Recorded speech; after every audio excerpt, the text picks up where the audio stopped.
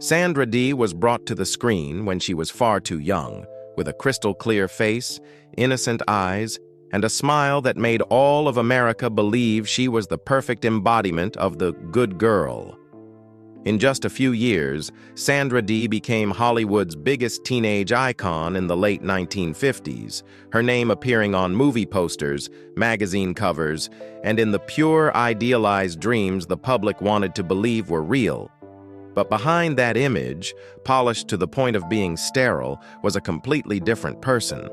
A little girl controlled from childhood, stripped of the right to grow up like a normal human being, forced to live inside a clean mold, so suffocating it took her breath away. Hollywood didn't just exploit Sandra Dee's talent. It shaped her, distorted her, and slowly cracked her very sense of self. While audiences adored the innocence she projected on screen, in real life she was struggling with fear, eating disorders, identity crises, and long stretches of depression. Sandra Dee did not lack talent. She acted with natural ease, with genuine emotion, and possessed a rare ability to convey vulnerability at such a young age. But that very vulnerability became a fatal weakness in an industry that never knew when to stop. Fame arrived too early, but the ability to protect herself never had the chance to form. When the lights faded, what remained was not glory, but a deep, cold emptiness. Sandra Dee's story is not simply the journey of a star who bloomed too soon and burned out too fast. It is the cost of perfection, and the story of a girl who lost herself from the very moment the world began to love her. The safety that Hollywood assigned to Sandra Dee had been familiar to her from very early on, long before there were film sets or bright lights. Born in 1942 in Bayonne, New Jersey, under the name Alexandra Zuck, Sandra grew up in a family that quickly fell apart. Her parents divorced when she was still small, and from that point on, her world shrank to revolve around her mother, Mary Zuck. The two of them moved together, lived together, worked together. Major and minor decisions were not discussed. They were made. And Sandra followed, as if obedience had become a habit before she even realized she might have been allowed to choose differently. It wasn't only her schedule that operated under this one-way logic. Money did too. Income from photo shoots, advertising contracts, modeling fees, everything passed through Mary Zuck's hands. Sandra did not manage her own money, and she was never taught how to do so. For a child, money did not appear as the reward of labor, but as an indistinct current. It existed, but it did not belong to her in the sense of having any say over it. Large amounts were discussed by adults. Expenses were arranged in advance. Sandra learned to understand that her worth was measured by the number written on a contract, but the right to use those numbers belonged somewhere else. Gradually, the role of economic pillar formed without ever needing to be named. Work was not just work. It became the reason to keep moving, keep accepting a punishing schedule, keep staying silent through exhaustion. When a child becomes the main source of income, the boundary between care and control begins to blur. In that structure, compliance is no longer merely a personality trait. It becomes a condition for the machine to keep running, and for the mother-daughter relationship not to be forced into renegotiating power. By the time Sandra was 4 or 5, work began to fill the hours that should have belonged to play. She stood in front of the camera, holding her smile until adults were satisfied, standing still while her dress was adjusted into the right folds. One shoot followed another move. There were days that ended in hotel rooms, where no friends were waiting at night. Only lessons with a tutor and the work schedule for the next day. Income arrived steadily, but it did not come with choice. Sandra did what she was told, and she was praised for doing it correctly. The evenings ended in hotel rooms, where tomorrow's schedule had already been placed on the table before she even had time to take off her shoes. In those years, there was no loud, dramatic event to name as a stolen childhood. Everything happened more quietly than that. Rare moments of privacy, boundaries that were never explained. The abuse by her stepfather, something Sandra would only speak about years later, existed within that very silence. Silence so that daytime life could continue. Silence so that work would not be interrupted. Silence held long enough for a child to learn how to separate what happened at night from what she was expected to do the next morning. At the same time, her body began to turn into something closely monitored. Dress seams were adjusted to fit more tightly. Camera angles were discussed so they would not reveal what was considered too much. Lighting was arranged so her face would still carry the necessary fragility. Sandra learned to read these signals as a wordless language.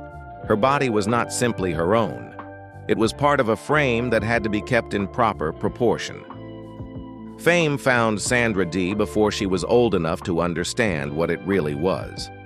In the early 1950s, New York had already grown familiar with the face of a blonde-haired girl with a slender frame, appearing regularly in advertising spreads. No noise, no scandal, just a proper presence the fashion industry could rely on. Work came steadily. One shoot followed another. Sandra spent more time in front of the camera than she did playing. By 1956, before she had even passed her early teens, her income had already reached around $75,000, a number large enough to earn adult respect and large enough to strip a child of the right to slow down. Professional children's school was not a school in the ordinary sense. There, the schedule did not revolve around subjects, but around contracts. Class hours were arranged around photo shoots. Tests were moved to fit filming schedules. Teachers were used to students leaving class in the middle of a lesson to attend castings, then returning as if that were simply part of education. In the classroom, Sandra sat beside children who also lived on adult timetables. No one asked what you did on the weekend. The constant questions were, where are you going this week? Where are you shooting? Who is taking you? Knowledge was not the center. Flexibility was the most important skill. School taught you how to keep pace with the machine, not how to build a life outside it. For Sandra, that was where the concept of normal was redefined far too early. Friends were not tied to a neighborhood or a playground, but to faces that changed with each project. Relationships formed quickly and dissolved just as quickly, like production cycles. There was never enough time to grow close, and never enough space to feel the sadness of goodbye. Childhood was not cut off. It was thinned out, layer by layer, until only a smoothly functioning schedule remained. No one there asked whether a child was tired. They only needed to know whether she could stand in front of the camera again tomorrow. The pressure was not in the number of hours. It was in the body. Weight was watched. Shape was discussed. Meals were reduced to preserve the right image. Eating was no longer a natural act. It became a measurement. Every meal was a silent negotiation between the body and the job. Staying light meant keeping roles, keeping contracts, keeping the rhythm of work uninterrupted. On days packed with shooting schedules, skipping meals was no longer seen as unusual. It became a way to hold on to the only control still left, control over her own body. When schedules, image, and decisions were arranged by others, making the body smaller became a survival reflex, not to disappear, but to fit more tightly into the frame that had already been demanded. Gradually, the line between discipline and self-punishment blurred. No one needed to order it. The body learned how to shrink on its own. In a world where being good was rewarded, hunger became a kind of obedience that earned praise. Quiet enough that no one had to name it, but deep enough to stay for a long time. There were no awards for that endurance, no nominations for a body slowly wearing down. Success was measured by the next contract, by whether the name Sandra Dee continued to be called again. And very early on, she learned the central truth of survival in this world. Her value depended on whether her appearance could still meet expectations. So when Hollywood finally opened its doors, Sandra did not walk in as a dreamy child.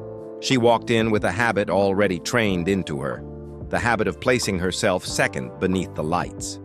Hollywood did not wait for Sandra Dee to grow up. In 1957, Robert Wise's Until They Sail carried her from the modeling world into movie theaters, and in the first industry screenings, Sandra's name began to be repeated in a very specific way. This face could be placed into many kinds of films, for many kinds of audiences, without making anyone step back. The role did not ignite a box office frenzy, but it did something more important. It proved Sandra could be used long-term. A face soft enough to adapt, pure enough to raise no concern, young enough to promise many years ahead. Later that year, the Golden Globe for New Star of the Year arrived like an official stamp. From that moment on, Sandra was no longer just a newcomer. The press began building a familiar narrative around her. A grown-up Shirley Temple. The label spread quickly, appearing in articles, marketing campaigns, and in the way audiences were trained to see Sandra. From a single role, she was placed into an already existing image track, growing up but still safe, becoming an adult but never allowed to confuse the public. The Universal contract that followed did more than open studio gates. It opened a new rhythm of life. Filming schedules were set in advance. Housing, cars, press appearances, everything was arranged. Universal didn't simply sign Sandra Dee to an employment contract. They signed the right to manage an entire image. In the last studio system model still operating at full capacity, a star was not merely someone who showed up for projects. A star was an asset planned by quarter, by year, by release cycle. Shooting schedules were tied tightly to publicity schedules. Press appearances were calculated. Photos, interviews, private life narratives were curated to create a steady rhythm of presence, never straying from the feeling the public had already learned to expect. For Sandra, that meant her life was organized as part of a production line. Photo sessions were not only meant to promote films, they were meant to maintain the existence of an icon. Interviews were guided to keep the story around her consistent, wholesome, likable, non-disruptive. Clothing, hairstyles, the way she appeared in public, every small detail became a component of a brand, no longer a purely personal choice. Within that structure, growing up was not a natural process. It was a variable that had to be kept stable. When a face was selling a specific feeling, the studio's job was not to help the person mature. It was to keep that feeling unchanged. The contract didn't need to state it as a clause. The schedule, the publicity campaigns, and the string of roles selected repeated the same message. Stay exactly where you are profitable. Sandra stepped into a system where very little belonged to the individual. Everything ran smoothly. Everything was taken care of. And precisely because of that, there was very little space left for the friction a young person needs in order to form herself. Appearances multiplied. Contracts continued. Media coverage expanded. Every role was chosen to keep the image stable, not to confuse, not to distort, not to shift the rhythm. On the surface, it looked like a steady rise.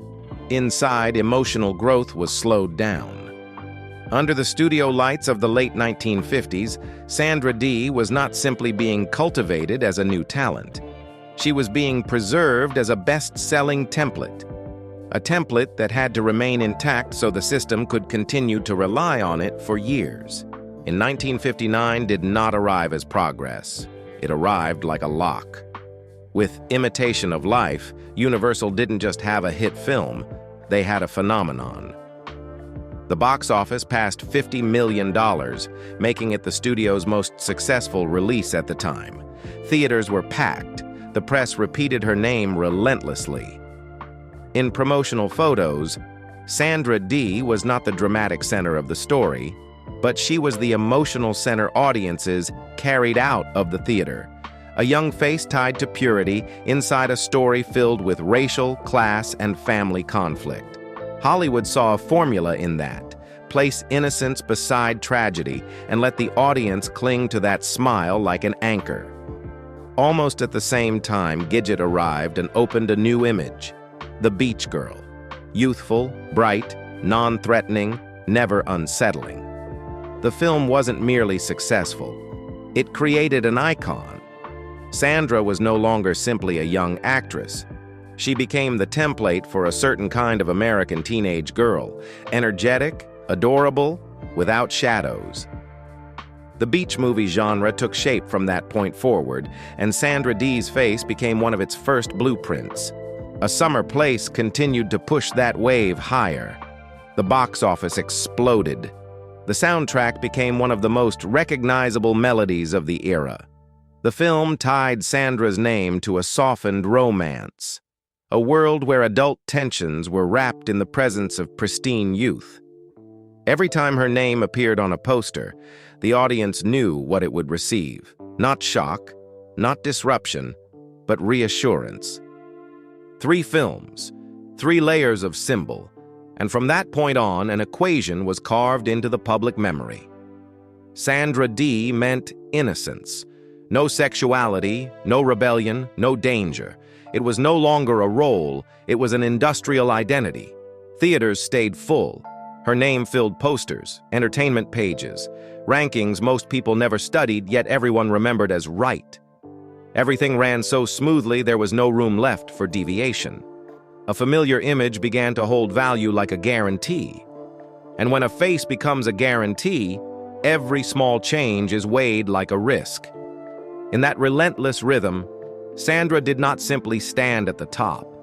She was kept there. America learned to recognize her through one single feeling: innocent, pleasant, someone no one had to guard against. That feeling repeated long enough to become reflex. From that moment on, any thought of another Sandra, more complicated, more mature, more conflicted, began to lose its place, not because it didn't exist, but because it no longer fit the frame that was selling. The doors ahead still looked open, but each one led back into the same room. There were no warning signs, only a path painted beautifully enough to make someone forget they were walking inside a pre-measured boundary. And then eventually, the system stopped keeping the rhythm. Universal did not renew the contract. There was no dramatic farewell. The work calendar simply ended. Scripts no longer arrived with the same regularity, and a face that had once been a guarantee was forced to go searching for a place where she could still be positioned as the right kind of image. Entering the early 1960s, Sandra's filming schedule did not slow down. Portrait in Black, Romanoff and Juliet, Tammy Tell Me True arrived in theaters one after another. Her name still remained in America's top 10 box office stars. Posters still carried the familiar face. Preview screenings still drew positive reactions. On paper, these were stable years, exactly the kind of run every studio hoped for from a young star who had already been proven. But the internal rhythm began to change. Her roles kept demanding the same feeling: youthful, sweet, unthreatening. Audiences did not go to see Sandra transform. They went to meet the image they already knew. Each new film became another confirmation of an invisible contract between her and the public. Stay exactly where you are. Meanwhile, the body could no longer remain frozen in teenage time. The work schedule was relentless. Maintaining her figure became part of the job, not a personal choice. Long shooting days, endless photo sessions. Fatigue never appeared in press releases, but it showed up in the rhythm of daily life. Less sleep, stricter control over food, a schedule with no empty spaces left in it. Producers kept asking the same familiar question: would this role preserve Sandra Dee? Not Sandra in private life, but Sandra in collective memory. Every script was read not only for quality, but to check whether it would disrupt the image. Roles with sharper edges rarely made it beyond the reading table. The image had become too valuable to disturb. During this period, her personal life began to enter the same tempo as her work. The early marriage to Bobby Darin added another layer of scheduling on top of a calendar already sealed shut. Domestic life, traveling, public appearances, everything ran alongside the demand of remaining a teenage image in front of the camera. A young woman was stepping into pressures that were deeply human. while the public still wanted to see a girl who never grew up. The misalignment did not explode at once. It accumulated. On screen, Sandra remained the familiar face of purity. Off the set, the rhythm of life had shifted, and between those two worlds, fame stopped being only a lever. It began to turn into a restraining force, holding an image in its old place while the real person could no longer stand still there. By the mid-1960s, the tempo started to change. Not loudly, not in an immediate collapse, but through small signals that people in the industry could read. The old frame was no longer working the way it once had. Projects like I'd Rather Be Rich, That Funny Feeling, or A Man Could Get Killed still carried the presence of a familiar star, but the feeling of guarantee no longer triggered the same reflex it had just a few years earlier. Taste was shifting. Youth on screen began to look different, sharper, more unstable, less obedient. And the very quality that had once kept Sandra secure now began to slow her down. Behind the scenes, exhaustion could no longer be hidden as neatly as before. Repeating the same kind of role made each new project feel like returning to the same room again and again. Not because of a lack of ability, but because there was no longer space to try a different rhythm. When Universal chose not to renew the contract, it wasn't only a business decision. It was a sign that the system had begun searching for another safe face, younger, more current, ready to replace her. At the same time, Hollywood itself was changing from within. The studio system that had once nurtured and controlled stars was giving way to a new generation of directors and performers. By the late 1960s, New Hollywood emerged with different faces, tones, and images entirely.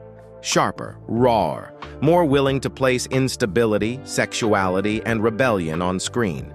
Young audiences no longer came looking for reassurance. They wanted deviation, characters who were not obedient, stories that were not softened. In that climate, the safe image that had once been Sandra Dee's greatest asset began to lose its value, not because she lacked talent, but because taste had moved toward faces willing to carry contradiction, pain, and rough edges openly. Hollywood's transformation did not happen by sweeping the past away in a single motion. It happened by letting old images slowly fall out of rhythm. As cinema began to celebrate instability as a form of truth, the pure, spotless frame Sandra carried no longer matched the new way stories were being told. And in that shift, there was not much space left for stars who had been built for the purpose of making no one feel uneasy. For the first time, Sandra spoke publicly about the suffocation of the good girl image. Not as a loud rebellion, but as a late admission. That frame no longer fit the person growing inside it. But the words arrived at a difficult moment. When an image has been attached for too long, removing it is no longer a private matter. It becomes a collision with collective memory. After slipping out of the central orbit of the studio system, Sandra Dee did not disappear immediately. She tried to change the tempo, not through a noisy image flip, but through small choices, carefully testing whether there was still any room for another Sandra. The Dunwich Horror, 1970, was the clearest sign of that attempt. The supernatural horror genre placed her in a darker, more adult space where the pure smile was no longer the main asset. On screen, Sandra appeared in a different register, more guarded, more restrained, and less protected by the familiar image. But that shift came with limits.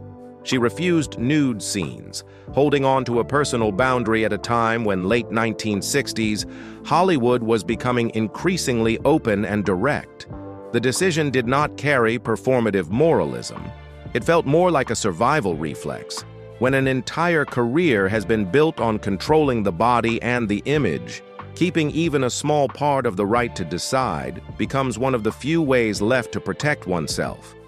Yet in a market that was prioritizing faces willing to shed skin more radically, that controlled change was not enough to reposition her.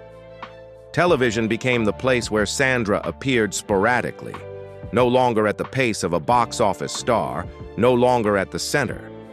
Each return looked like a sign that she was still working, but no longer placed within the main current of the system.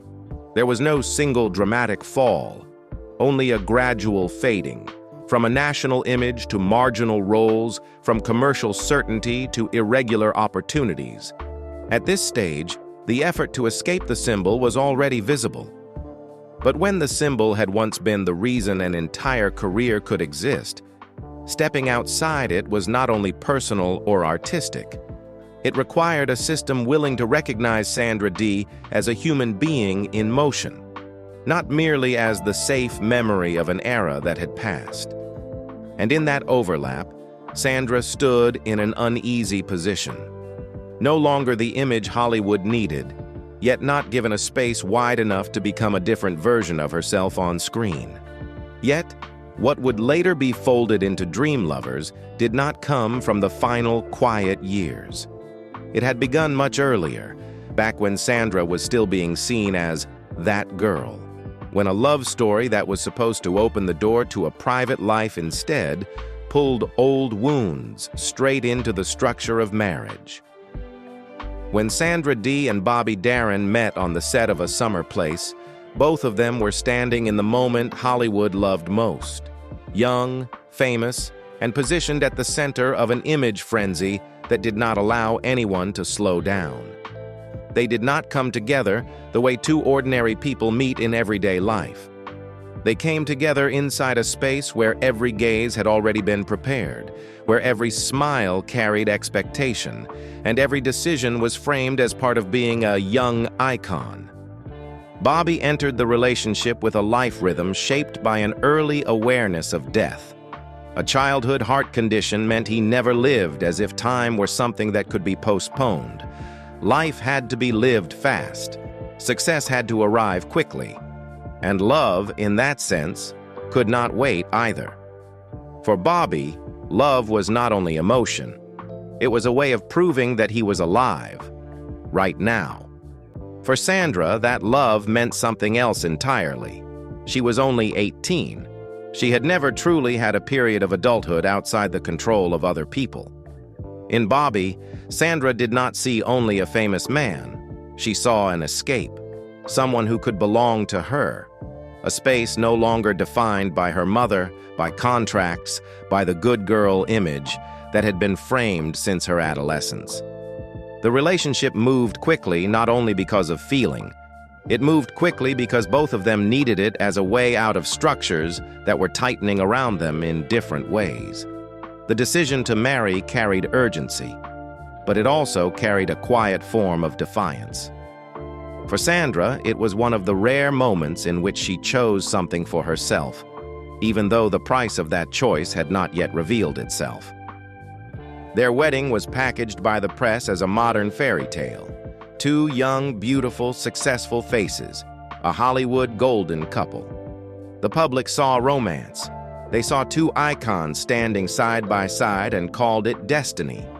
But inside, it was two people with very different emotional needs, placed inside a marriage structure when neither of them had truly had the chance to learn how to live as independent adults.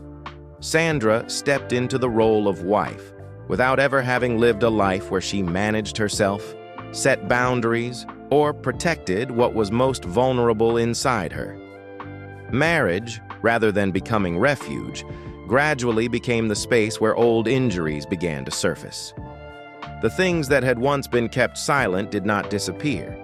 They simply changed form. They appeared in reflexes, in anxieties that had no name, in distances both of them could feel but did not know how to put into the right words.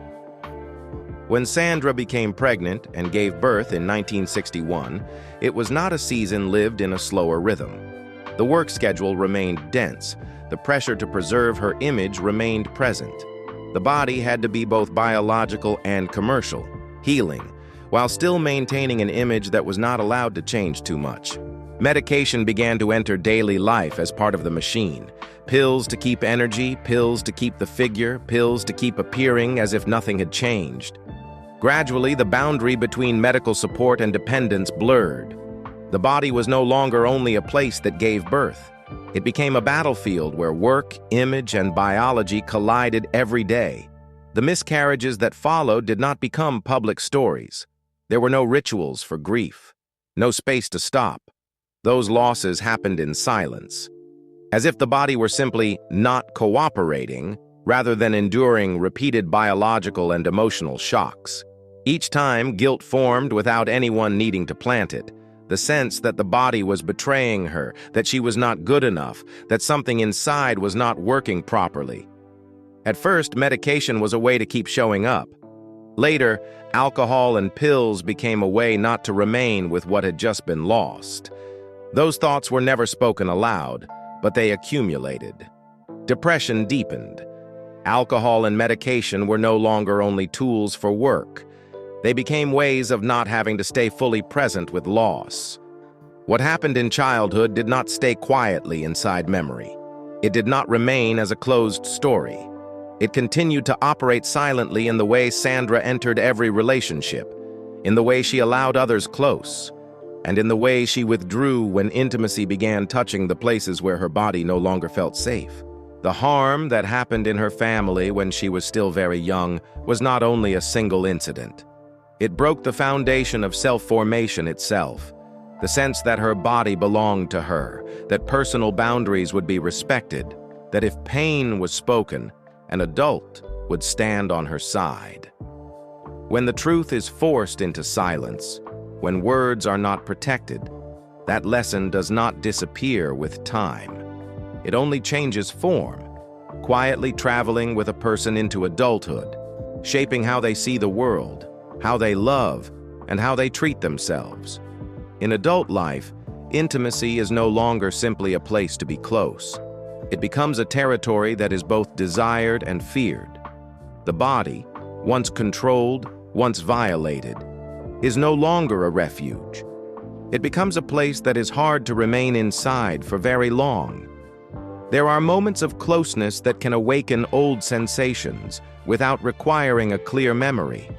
Not through vivid images, but through reflex, stiffness, withdrawal, emotional detachment, as if the body activates its defense system before the mind even understands what is happening.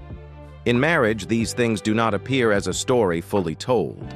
They appear as distance, as moments when it is impossible to explain why closeness suddenly feels unbearable, as a feeling of danger even when there is no visible threat, as a constant need for reassurance, not because love is absent, but because an internal foundation of safety was never properly built. Bobby did not enter this marriage with the language or experience to recognize that he was living alongside a trauma that had stretched across decades.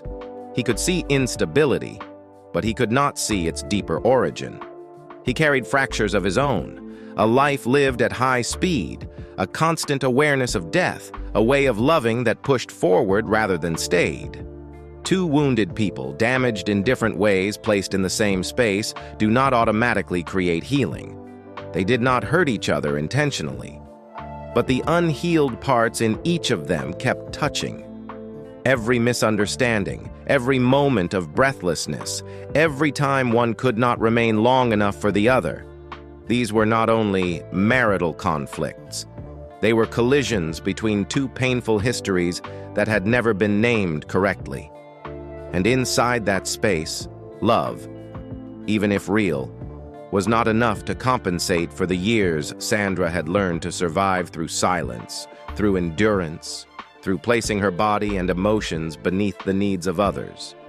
Marriage did not create that trauma, but it brought that trauma into the light, where it could no longer hide the way it once had. And that, more than any argument, became what slowly made the relationship too heavy to keep carrying. Bobby lived in a fast rhythm. Night performances, Vegas, a dense social life, a body trained to push past its limits. Sandra, meanwhile, was growing increasingly exhausted. Depression, a need for presence, a need for a kind of stability Bobby's schedule could not provide.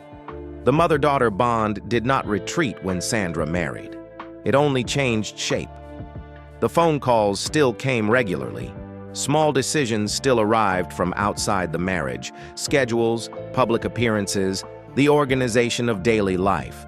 Some things that should have belonged to the couple still came with a third voice, not loud, only frequent enough to remind that Sandra had never truly stood alone inside the new structure. Sandra never fully stepped out of the old framework, and that created another layer of strain, where Bobby was not only a husband, but also someone standing outside a mother-daughter attachment that had never been completely untangled. The decision to divorce did not come from love running out.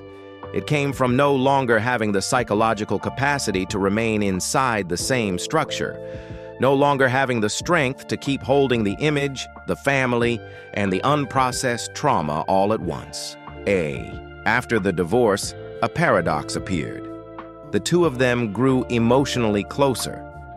The legal distance created space for words, space to speak the things that had once been buried. For Sandra, it was the first time she began sharing what had happened in her childhood. In that sense, divorce was not only an ending, it became a rare opening through which the truth could finally be spoken. When Bobby died at 37 from complications related to his heart condition, for Sandra, it was not simply the loss of an ex-husband. It was the loss of the first person who had ever felt like an exit from the original control. A bond incomplete, yet deeply meaningful in the emotional history of her life. After that death, alcohol returned more strongly. Eating disorders deepened. Isolation grew. There was no longer the one person who had shared part of that private history. Memories that had never been properly closed began to take up more space in the present. When Sandra Dee slipped out of Hollywood's operating rhythm, silence did not arrive as a decision. It arrived as a state. No more shooting schedules, no more calls to book her time, no more photo sessions to keep an image alive inside public memory. There was no official farewell, only an emptiness that slowly widened, long enough to become daily life. Without film sets flattening every contradiction, what had once been compressed began to expand. The body could no longer endure the way it once had.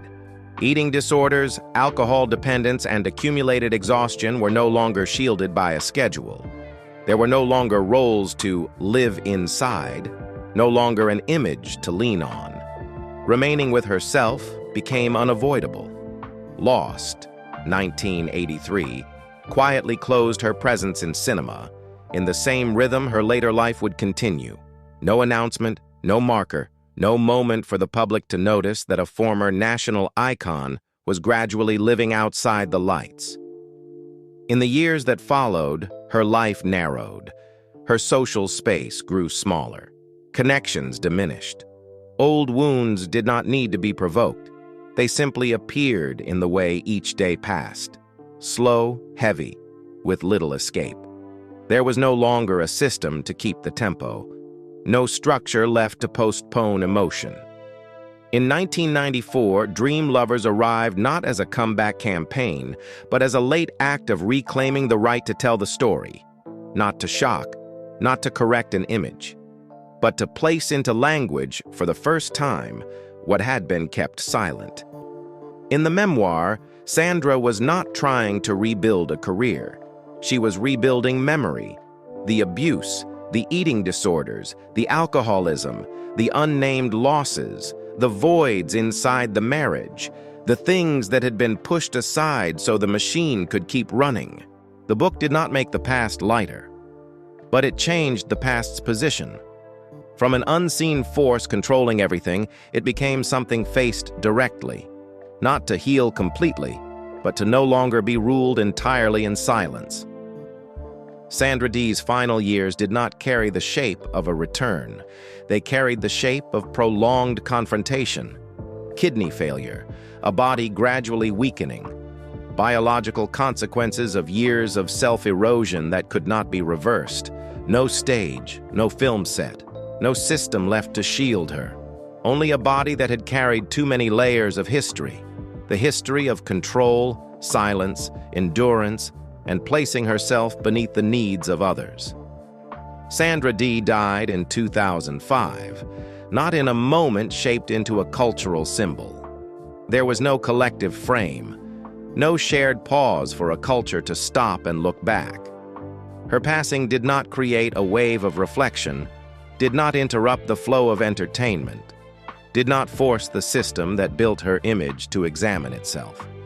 The news appeared and then drifted away, much like her career had drifted out of the center years earlier. Not because she had never been part of the national memory, but because that image had been frozen at a different moment. And when the real person stepped outside that frame, the culture no longer had a ready language to receive her. In the days after her death, no major television program stopped to dedicate a full hour to her life. No special tribute night, no wave of film reruns on the big networks. The name Sandra Dee appeared as a short news line, then was quickly pushed downward by other entertainment stories still moving forward. There was no moment to close her story collectively. Only a life that had narrowed long ago, ending in the same rhythm it had existed in during its final years. No longer central, no longer under the lights, and almost no longer inside the active memory of popular culture. Sandra Dee is remembered as an icon, the innocent girl, the ideal American teenager, the face that never made anyone uneasy, an image safe enough for an entire era to place its faith in. But the real Sandra did not live inside that icon. The real Sandra lived inside a body controlled early, inside a childhood that was never protected, inside a career built on fitting herself tightly into the expectations of others, inside relationships where love could not compensate for wounds that had never been treated in the right way. Sandra Dee's legacy is not only box office films or familiar images, it lies in a deeper paradox, a woman seen by all of America week after week, yet rarely seen as a whole human being. Sandra Dee did not collapse in one moment.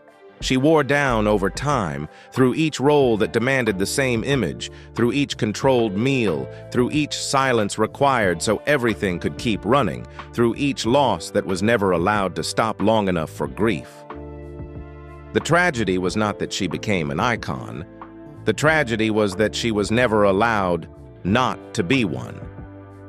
And perhaps in everything that remained after the lights went out, Sandra Dee's story is not only the story of a star, it is the story of a child placed on a stage too early, and from that point on, never given enough space to step away from it as an ordinary human being.